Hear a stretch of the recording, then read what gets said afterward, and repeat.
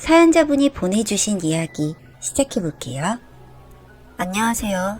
저는 32살의 이혼녀입니다. 저를 배신한 전 남편에 대해서 이야기하고자 합니다.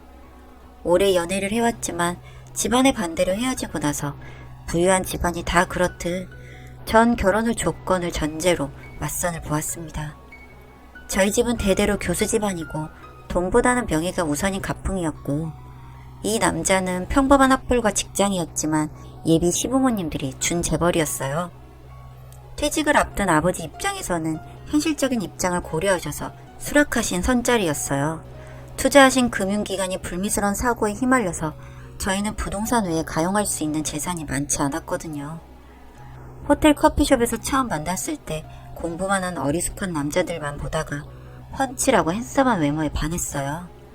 상류사회 문화에 익숙한 것 같아서 확 끌렸던 것은 사실입니다.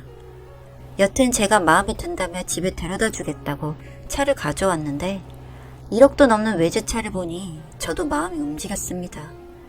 맞선은 처음이었고 첫 느낌이 나쁘지 않아 더 볼 생각에 가슴이 두근거렸어요. 제 부모님도 너만 괜찮다면 계속 만나도 된다는 허락을 얻었고요. 고시생이나 의대생만 만나왔던 저도 더 이상 예비시댁 집안을 외면할 수는 없어서 두 번째 만남을 가졌습니다. 비록 저보다 학벌도 낮고 직장은 유명기업은 아니었지만 누구나 들으면 알 수 있는 곳이고 30 초입에 다다른 저로선 그리 나쁜 선택은 아니었어요. 만나면 만날수록 그의 매력에 빠져 전 하루하루 즐거운 만남을 가졌습니다. 결혼 전이었는데 특급 호텔 멤버십을 등록해주기도 했고 집안에서 갖고 있는 리조트로 여행을 가기도 했고요. 결혼 전이라 지켜주고 싶다며 저희는 최대한 잠자리는 삼가고 만났어요. 요즘같이 하룻밤이 쉬운 세상에 전 그의 태도가 신선하기까지 했고요. 제가 결혼을 결심했던 계기는 저와 결혼해서 살 집을 보여주겠다며 100평이 넘는 호화 고급 주택에 저를 데려간 날이었습니다. 나름 누릴 거 누리면서 넉넉한 집안에서 자랐지만 그렇게 궁전 같은 집은 처음이었어요. 전 이 남자와 살면 걱정은 없겠구나. 어떻게 이런 사람이 혼자였을까 궁금할 지경이었죠. 전 그의 마음을 얻기 위해 최선을 다했고 상견례도 무사히 마쳤습니다. 그런데 전 그 후 비극의 여주인공이 되고 말았습니다. 상상도 못했던 일이었죠. 맞선이 그렇듯 결혼 날짜가 급하게 잡혔습니다. 예비 시댁에서 먼저 제가 마음에 드신다며 예상보다 당겨 날짜를 잡으시더군요. 예비 신랑도 그렇게 하자며 혼수는 간소하게 하고 살면서 자주 바꾸자고 했습니다. 같이 가전을 고르고 가구를 보러 다니는 동안 저에게 대학 동창이 10년 만에 전화를 했어요. 가구점에서 봤다며 그 남자 누구 아니냐며 이미 아는 것처럼 제게 확인차 물어본 거더라고요. 너 어떻게 알아? 얘기해봐. 나 괜찮으니까. 설마 그렇게 조건 좋은 남자가 스캔들 하나 없었으면 이상한 거니 싶어서 얘기를 들어봤어요. 그래도 아주 나쁜 일은 아니었으면 바랬죠. 그 남자 지영이하고 파혼했던 남자야. 세상은 넓고도 좁다더니 하필 제 대학 동창과 연을 맺었던 남자란 게 믿어지지가 않았습니다. 이걸 어째야 하나 전 고민스러워서 견딜 수가 없었어요. 일단은 지영이와는 연락이 닿지 않아 전화를 준 친구를 만났습니다. 전날 밤 그와 데이트를 하면서 차마 그 얘기를 물어볼 엄두가 안 나서 그냥 몸이 안 좋다며 일찍 집에 들어와 버렸죠. 밤을 꼬박 새우고 약속 장소에 가면서 참으로 마음이 괴로웠습니다. 지영이가 처음 결혼한다고 하면서 연락이 왔는데 결혼 일주일 전에 파혼을 했다는 거야. 난 출장 때문에 못 간다고 미안하다고 전화한 건데 울먹이면서 만나자는 거야. 그래서 나갔지. 그런데 내가 이 말을 해야 되나 말아야 되나 며칠을 고민했잖아. 그 남자 전 여친이 전화를 했더래. 만나자고. 정말? 친구가 말해준 사연은 정말 기가 막힐 노릇이었습니다. 그동안 오래 만나왔고 결혼은 부모님 뜻에 따라 어쩔 수 없이 하는 거라면서 두 사람이 만나왔던 과정을 소상히 얘기하더랍니다. 듣기로는 어렵게 자란 여자였는데 부모님의 기세에 눌려 방황하던 시절에 만나 동거까지 했다는 겁니다. 전 며칠간 예비신랑과 일단 연락을 하지도 받지도 않았어요. 그러자 결국 그가 저희 집 앞에 나타났습니다. 무슨 일 있냐면서 저를 안아주더군요. 아마 그에게 그때 털어놓았더라면 결혼은 성사되지 않았을 텐데. 저는 그러지 못했습니다. 전 그 남자를 너무 사랑했고 지난 일은 잊기로 해버렸기 때문입니다. 차라리 이혼이라면 모를까 파혼이라면 감당할 수 있었고, 저 역시 오랜 기간 연애를 했던 남친들이 있었으므로 과거는 덮기로 했습니다. 얼마 되지 않아 저희는 우리나라에서 손꼽는 호텔에서 성대한 결혼식을 올렸습니다. 저희 부모님은 기뻐하시며 혼주로서 하객들을 맞이했고, 그날만 해도 행복했던 저는 그의 과거가 무엇이든 다 용서할 것 같았어요. 하지만 그 행복은 결코 오래가지 않았습니다.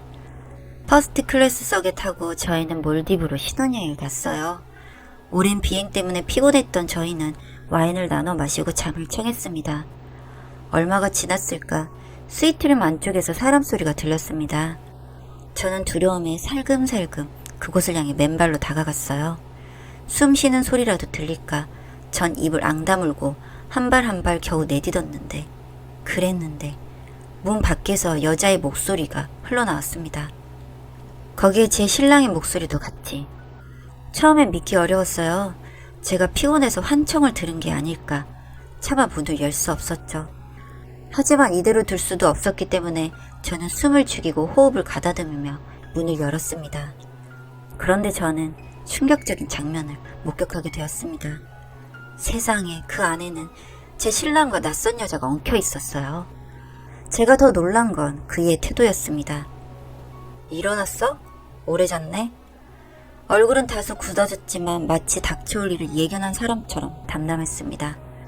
그 다음엔 그 여자, 시스루를 입은 상태로 제게 말했죠. 우리 얘기 좀 하죠.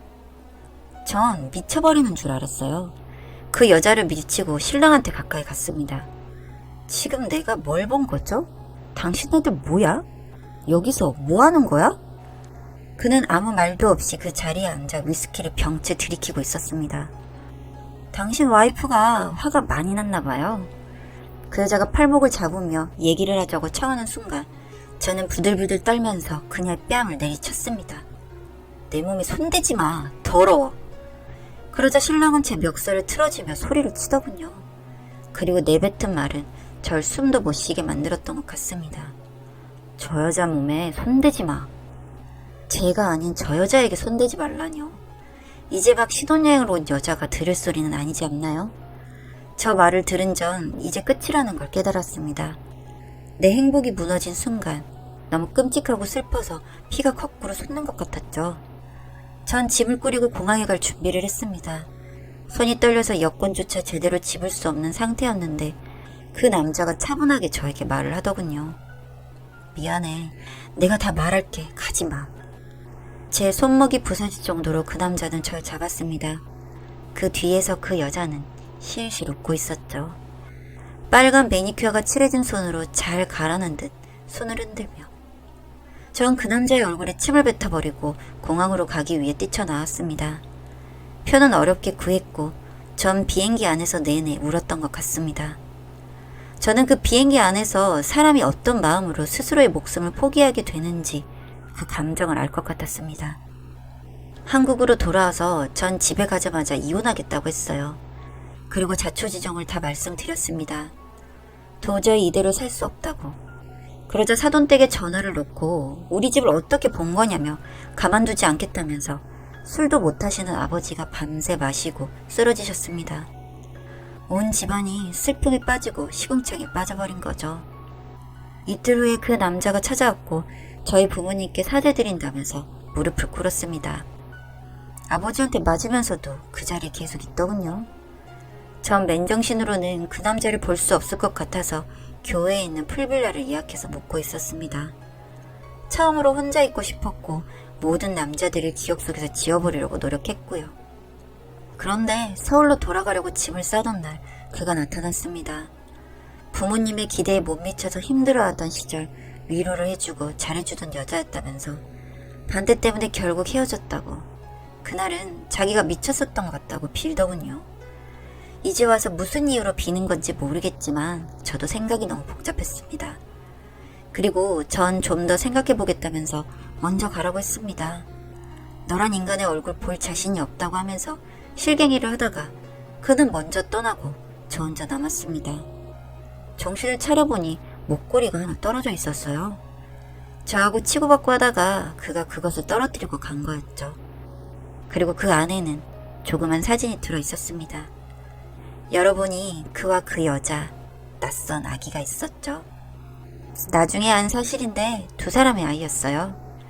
그러니 그 둘은 절대로 끊을래야 끊을 수 없는 질긴 인연이었던 거죠. 전 서울로 올라가서 헤어지자고 했습니다. 혼인신고 전에 알게 된 일이다 보니 딱히 정리할 것도 없더군요. 그리고 지금은 지방의 한 대학에서 강의를 하면서 살고 있습니다.